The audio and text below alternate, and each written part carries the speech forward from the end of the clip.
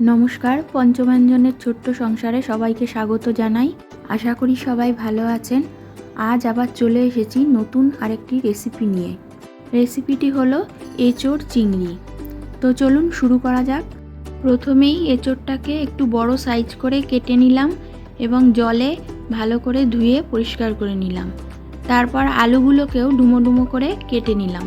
এরপর গ্যাসে pressure cooker বসিয়ে তার মধ্যে কিছুটা পরিমাণ জল নিয়ে নুন হলুদ মিশিয়ে এর মধ্যে কেটে রাখা ইঁচড়গুলো দিয়ে দুটো মতো সিটি দিয়ে ইঁচড়গুলোকে ভালো করে সেদ্ধ করে নিলাম।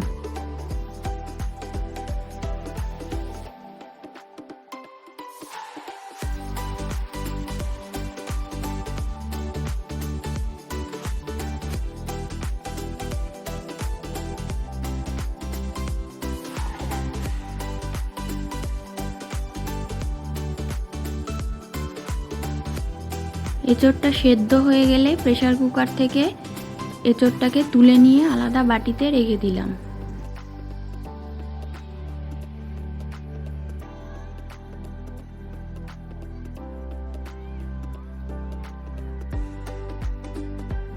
এরপর কড়াইতে গোটা জিরে, গোটা ধনে, গোলমরিচ ও শুকনো লঙ্কা ড্রাই রোস্ট করে মিক্সিতে একটা ভাজা মশলা তৈরি করে নিলাম।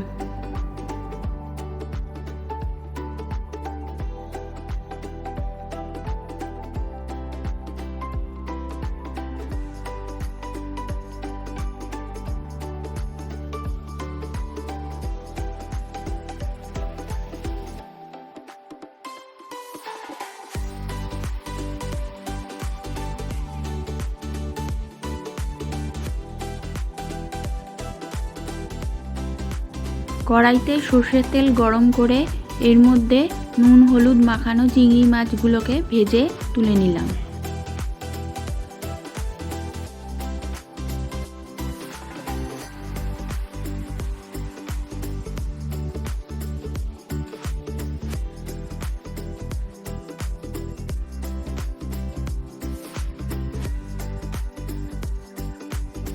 ওই তেলেই ভেজে নিলাম আগে থেকে কেটে রাখা আলুগুলো।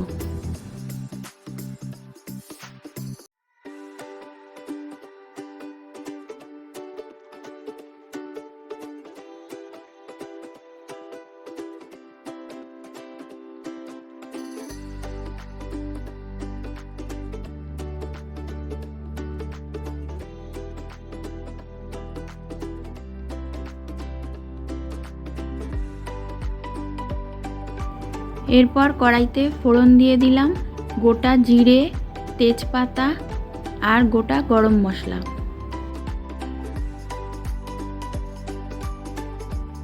একটু ভালো গন্ধ ছাড়লে পরে ওই তেলের মধ্যে দিয়ে দিলাম আগে থেকে কুচিয়ে রাখা পেঁয়াজ।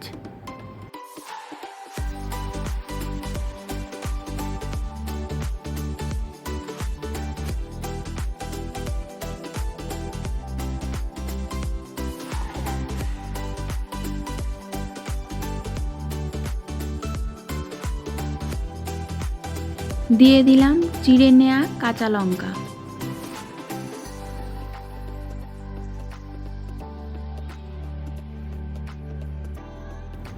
এরপর এর মধ্যে অ্যাড করে দিলাম আদা, কাঁচা লঙ্কা এবং রসুনের পেস্ট।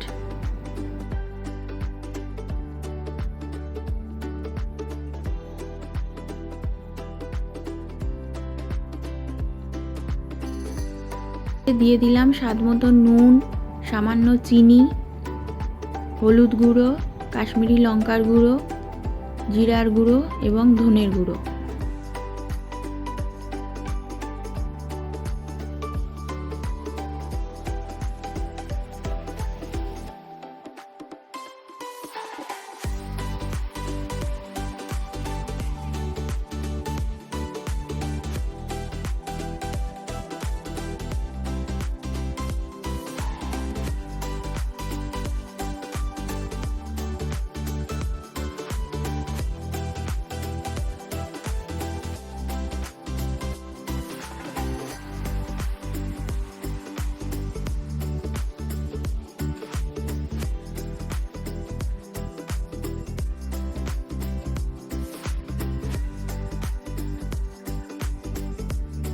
সব কিছু ভালোভাবে কষিয়ে নেওয়ার পর এর মধ্যে অ্যাড করে দিলাম দুটো আগে থেকে পেস্ট করে রাখা টমেটো।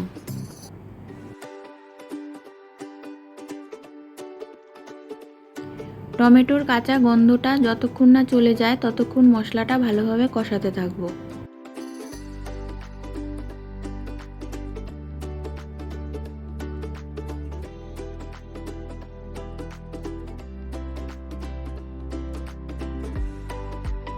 এরপর এর মধ্যে একে একে অ্যাড করে দেব আগে থেকে সেদ্ধ করে রাখা ইঁচড়, ভেজে রাখা আলু, চিংড়ি মাছ সব কিছু দিয়ে আবার ভালোভাবে একটু কষিয়ে নিয়ে ঢাকা দিয়ে দেব।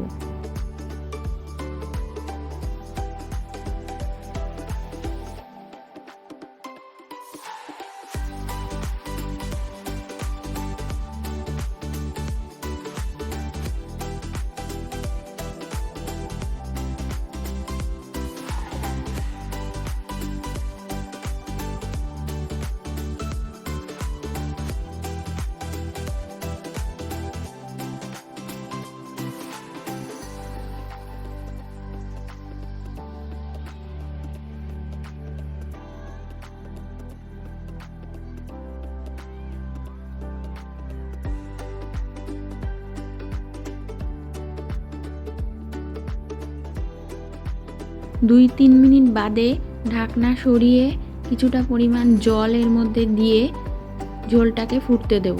ঝোল ফুটে উঠলে পরে আবার ঢাকা দিয়ে গ্যাস কমিয়ে দেব। এইভাবে গ্যাসটা সিমে রেখে কিছুক্ষণ রান্না করে নেব।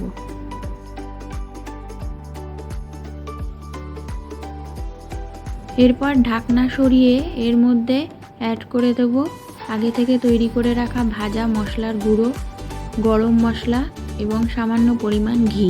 সব কিছু খুব ভালোভাবে মিশিয়ে নিলেই তৈরি হয়ে গেল এই সুস্বাদু এঁচোড় চিংড়ি রেসিপিটি। বাঙালির অতি প্রিয় এই রেসিপিটি ভাতের সাথে খেতে দুর্দান্ত লাগে। এঁচোড় চিংড়ি রেসিপিটি বাড়িতে এইভাবে একবার করে দেখতে পারেন। ভালো লাগলে কমেন্ট করে জানাবেন, আর লাইক, শেয়ার ও সাবস্ক্রাইব করে পাশে থাকবার অনুরোধ রইল।